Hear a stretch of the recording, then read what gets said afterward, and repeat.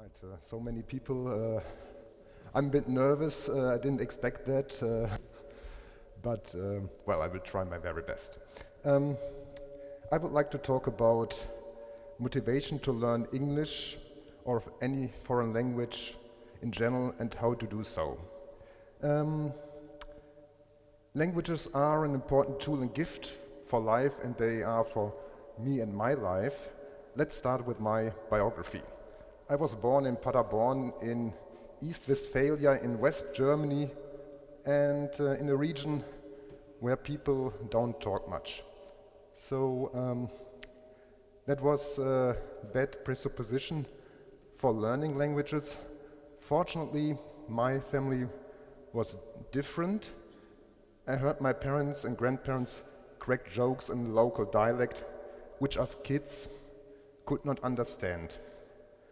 But I got the idea, talking in foreign languages must be fun. So this raised my ambition to do so. Then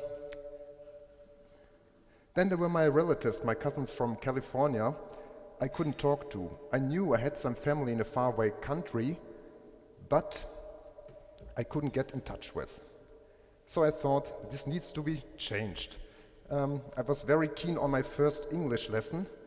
Too bad I wasn't very gifted in learning foreign languages. At least that was what my first English teacher thought. I kept saying but and running and apple crumble instead of but and running and apple crumble. And that must have frustrated him a lot. And he told my mother I would never get better. Well, later I had a Scottish girlfriend and she said but and running and apple crumble, and she thought I would have some Scottish roots, and I'm quite convinced about that since. I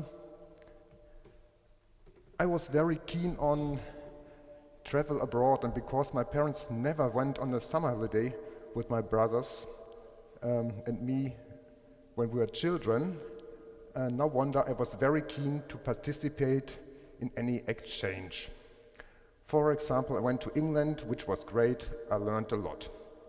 Then I went to Le Mans, our twin city in France. My French was so bad that my host brothers would ask me questions to answer with oui or no, just to make it easier for me. And well, I had a fair 50-50 chance to pick the right word. But still, I had to guess. And they realized in no time, this guy doesn't understand anything in French. Let's switch to English. Well, that saved me, but later in my life, I went to another study exchange to Brussels in Belgium, sponsored by Erasmus. It's a European program, where I had to brush up my French to survive. If you have to, and if there aren't any competitors around, this way is highly effective. You have to get organized and things done, and in my case, exam passed in French. First exams were due after 1 month. The professor had mercy with me and other students, and actually there were many students from many European countries with the same level of French knowledge, and that was perfect practice to somebody who had to learn a foreign language almost from the scratch, like me. Of course, learning a language was a social obligation to talk to people on parties and to understand jokes and to play theater. All acquires language knowledge. And to have a good time is a big motivation to pick up a language very fast. Of course, there's a risk of misunderstanding and, in worst case, to offend people. But if you are not a native speaker, people forgive you, I hope, most of the time. So I like to talk about mistakes that might be a reason for many not to learn or practice a language, or even to stop learning a language. Especially in China, you might lose your face if you make a mistake when it comes to languages, to say anything wrong. Well, and it can happen in Europe too. A friend of mine who worked at the European Parliament in Belgium doing a practical training got invited to an official party or barbecue. He tried to make a compliment to one of his female colleagues saying, "I like your casual look." But what he said instead in French was, "You are dressed like a prostitute. I like that." Why did he say so? Because the French word salope can be used as casual in German, and he tried to use it in French in the same way, but did not work. What happened? The lady was shocked, and all people around. When he went home and looked the word up in the dictionary, he said the room was illuminated in a red light because he blushed so hard. Well, shit happens. Anyway, he got that sorted out, he made a career, he's fine. But apart from mistakes like that, being an Erasmus student in Brussels was great. We had the time of our life, and we were living in an European community. And yeah, here you see us. And some of my friends are still living in a European community because they married each other and they have children. And yeah, I can really recommend, if you got the chance, try to become an Erasmus student once in your life. Okay. Apart from mistakes, the accent is a big issue for many language learners. In Australia, a local friend told me, "Stefan, you should try to mumble a bit more. That makes you sound more Australian." She was convinced I should get rid of my German accent. No chance. I never got there, and the question is it necessary? Well, in England of the last century, everybody would have answered this question with a yes. The accent was, maybe still is, the key to a certain peer, especially if somebody wants to belong to the upper class. This doesn't work everywhere. In Australia and the US, in regions with many different groups of immigrants, a very posh accent won't make a difference. As my cousin Nina from Los Angeles says, an accent doesn't matter. There are so many different accents spoken in Los Angeles by so many ethnic groups that you might find it hard to claim one being the LA accent or American accent. Regarded from a demographical point of view, the Mexican accent or Mexican Spanish is the most spoken accent and language in Los Angeles these days. What conclusion to be drawn from this? Relax. Don't worry too much about not having the right accent, unless you have the ambition to marry into the royal family. Now I would like to draw attention to the big challenge of our future. For what the capability to speak languages is very necessary too. It's the integration of people from different cultural backgrounds into our society, or getting integrated into a new society. With me, it worked really well. This photo was taken on an overseas student day at University of Western Australia, where I had the pleasure to study for 1 year. And I was the only German on this meeting and even the only European. Okay, thank you. But this wasn't a problem. Excuse me.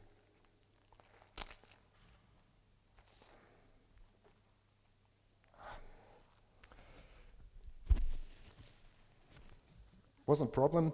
The Australians asked us to sit under certain palm trees. You can see one palm tree over there, where they had put signs with different names of the countries on it. So we were all sitting there according to our nationality, and the Thai students under the tree next to mine realized immediately that I was the only German and called me over. "Hey, you, lonely German, you are the only one under the tree. Come over to us. We adopt you." I became a Thai. That wasn't a big problem until we were asked to perform something of our culture. This was how I got a crash introduction into Thai dancing. And they pushed me into the performance. That would be in the next photo. Well, this was the beginning of a long friendship, and it shows how fast integration can work. I also got integrated into Australian society quite well. That would be the next photo. So you see us, you see me with my Australian friends, and I still have kept in contact with a few of them. So that would be the next photos after almost 30 years. So our hair is shorter, but we're still friends, and yeah, was a really good time. So who could be a teacher? When learning a language, every native speaker is your teacher in a way, and that is a challenge and mostly very entertaining. If you want to buy something in a bakery in a foreign country, you got to ask in a way, what is this, what is that, and so on. And the baker will explain you, and he will be your teacher. Unless you are in an eastern Belgium border region of Eupen. So I went to a bakery and the lady spoke fluent French, fluent Dutch, and fluent German, depending on the customer. I asked her why, and she said she learned these 3 official Belgian languages while growing up in that region and having a trilingual family. So that's a really big advantage. Well, next photo, please. Traveling in China, I met many Chinese students, pupils, and other people asking to practice English conversation with me. Of course, they would like to teach me some Chinese words too, which is good fun because it seems impossible to get pronunciation right. So we were even, nobody lost face. Next photo, please. So it was everywhere, and even this older gentleman here, they all try to teach us some Chinese words, and don't ask me what we learned, but it was really great fun.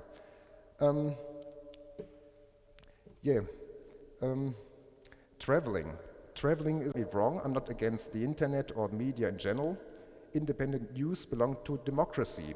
I think it is important too to go to places, to talk to people, and to verify. And TEDx is a good way, I think. And I think it's important to see people from face to face. So you can get close to reality and you are far away from getting manipulated. And for that, language is necessary if you don't want to depend on an interpreter. In other words, I believe languages help us to have a future in peace, freedom, democracy, and justice. Last not least, if you have peace, you need love too. Love is the motivation to learn another language. I don't know if I have to explain. If you have a girlfriend from a foreign country who speaks a foreign language, you will be very motivated to learn from her, and you will be most willing to pick up every word she says to fulfill any wish she has. All that is left to say is, I wish you a lot of peace and love while learning a foreign language. Thank you very much.